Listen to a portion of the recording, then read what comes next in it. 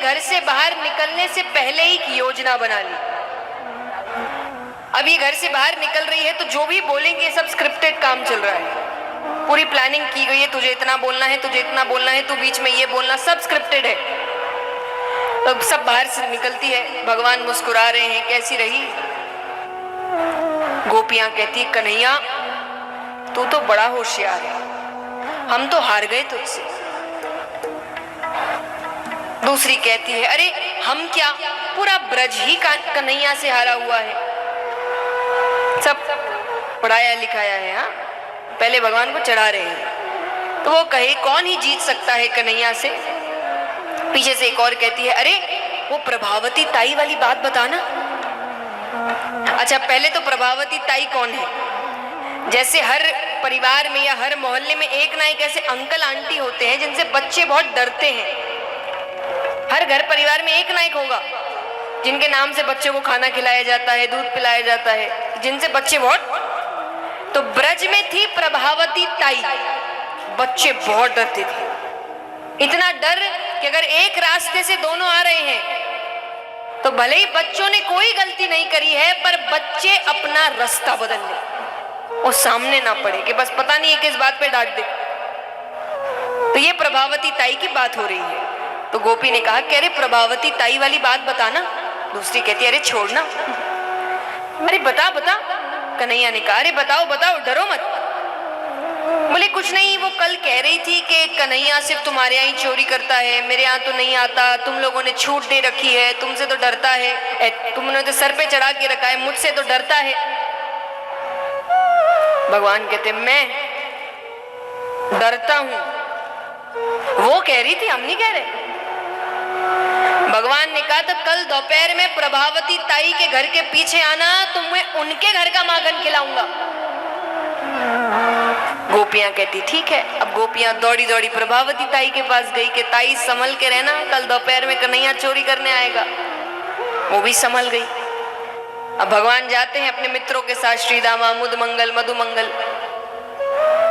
घर का दरवाजा खुला है, पहले खुला ही रहता था, इतना शक होता नहीं था, तो उनको लगा आस पड़ोस में गई होगी। भगवान अंदर चले गए, माखन के कमरे में गए तो माखन छीके पर रखा है। छीका यानी लटका के ऊपर बड़ी सी हांडी रखी है और माखन एकदम नीचे है ताकि हाथ डालने में समय लगे। भगवान ने कहा कि चलो लगो अपनी अपनी जगह। तो नीचे श्रीदामा, फिर मुदमंगल, फिर मधुमंगल, सब अपना अपना स्थान लेते। सबसे ऊपर भगवान। भगवान ने मटकी पकड़ी, अब हाथ अंदर डाल रहे हैं। तो जैसा मैंने कहा माखन बहुत नीचे है कि उनको समय लगे। भगवान और प्रभावती ताई दरवाजे के पीछे ही है छुप कर। उनको इंतजार है कि एक बार ये हाथ अंदर अच्छे से मटकी में चला जाए। जब भगवान हाथ अंदर, भगवान को माखन हाथ माखन के मिल गया कहते ही प्रभावती ताई सामने आती। उनके सामने आते ही नीचे से श्रीदामा दौड़ता है, मुदमंगल दौड़ता है, मधुमंगल दौड़ता है। जब तक भगवान ने मटकी से हाथ बाहर निकाला, नीचे से सब गायब। अब ताई को किसी और को पकड़ना ही नहीं है तो वो किसी के पीछे भागी ही नहीं। भगवान लटके रह गए। उनको नीचे उतारती है, कसकर हाथ पकड़ती है, खींच के लेकर आ रही है। बड़ी इसकी माता कहती थी मेरा बेटा चोर नहीं है, आज मैंने रंगे हाथों पकड़ा है। भगवान कहते ताई छोड़ दे, पूरा ब्रज देख रहा है। अरे ब्रज कहेगा नंदराय का छोरा चोर है। ताई कहती है कहेगा, पूरा ब्रज जानता है, तेरी माता के अलावा सबको पता है कि नंदराय का छोरा चोर है। भगवान कहते अरे ताई बरसाने से किसी ने देख लिया तो मेरी शादी नहीं होगी। कौन दे चोर को अपनी बेटी?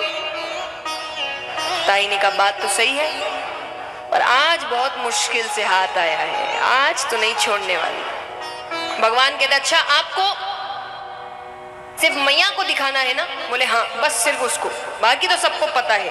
तो बोले काम करो, जब तक घर नहीं आ रहा अपना ये दुपट्टा इससे मेरा चेहरा ढक दो, और घर पर चेहरा उघाड़ देना मैया को दिखाने के लिए, बाकी तो नहीं देखेंगे।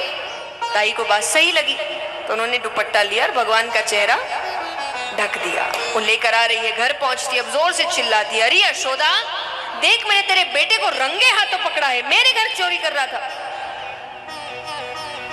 यशोदा मैया बाहर आती है, क्या बातें कर रही हो, मेरा बेटा अंदर सो रहा है। ताई को लगा कि कमरे में गया होगा, बोल करके सोने जा रहा हूं, खिड़की से निकल गया होगा। ताई ने कहा सो रहा है तो बाहर लेकर आओ। तो सेवकों को भेजा कि जाकर कन्हैया को लेकर आओ। 1 मिनट 2 मिनट, ताई बोलने ही वाली है कि देखा, इतने में से कमरे में से भगवान आंखें में, हाँ मैया, इसे कितनी गहरी नींद से उठा दिया। यशोदा मैया कहे मैंने कहा था ना वो सो रहा है, उसकी नींद खराब कर दी। अब वो और लड़ती और उनको लग रहा है कि इसकी नींद ना, यशोदा मैया का पूरा ध्यान, उनकी पूरी दुनिया कन्हैया के आगे पीछे घूमती थी, तो उनको लग रहा है इसकी नींद ना उड़ जाए, तो तुरंत भगवान को लेकर वापस कमरे में चली गई कि फिर सुला देती। प्रभावती ताई के मुख से शब्द नहीं निकल रहे। क्यों? इसीलिए नहीं कि कन्हैया सामने है, वो ठीक है, यहां कौन है, क्योंकि यहां से भी कोई गायब नहीं हुआ है अभी तक। तो उन्होंने बहुत डर के मारे वो पल्ला उठाया, वो दृश्य देखते ही वो बेहोश हो गई। दुपट्टे के अंदर प्रभावती ताई के ससुर जी, और ये जिस समय की बात है तब तो ससुर के सामने भी ना पड़े, अब वो इतनी देर से खींच कर लेकर आ रही है, तो वो बेहोश हो गई। और इस घटना के बाद, जैसा मैंने आपको बताया था कि अगर प्रभावती ताई किसी रास्ते से आ रही है और बच्चे आ रहे, बच्चे अपना रास्ता बदल ले, तो अब अगर किसी रास्ते से प्रभावती ताई और कन्हैया आ रहे हैं तो प्रभावती ताई अपना रास्ता बदल ले, पर वो कन्हैया के सामने ना पड़े।